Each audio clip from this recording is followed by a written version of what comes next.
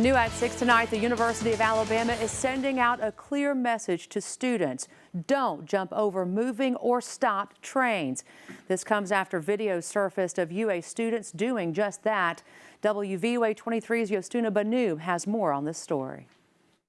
My daughter crosses those tracks all the time. UA parent Corey Losak was shocked when she saw this video showing students climbing between train cars. In most cases, the train is stopped, but UA student Anderson Moss says that's not always the case. I have never really personally seen anybody jump the railroad tracks while a slow-moving train has been going until this year.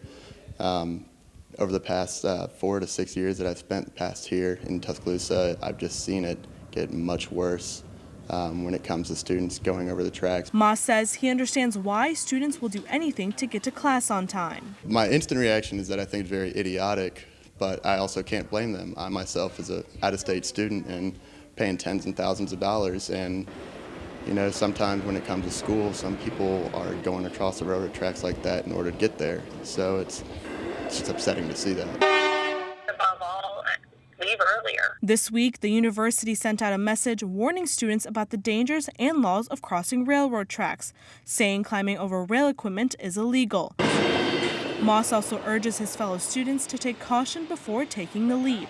Be smart. It's not just yourself. You got to think about your family. You got to think about everybody close to you. To put your life in jeopardy is just not worth it. Train safety has been an issue in Tuscaloosa lately. Earlier this year, a 20-year-old woman was hit and killed when she and several other people tried to beat an oncoming train. To see that and then know that students are still taking those chances,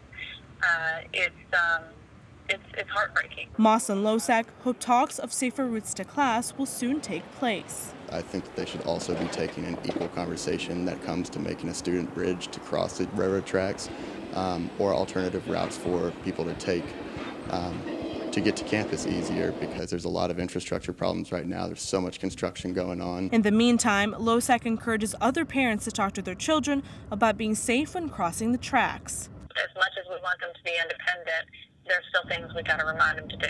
In Tuscaloosa, Yostina Banoob, WVUA 23 News. UA both urges students to plan accordingly if they live near the train tracks. To learn more about train safety, go to oli.org.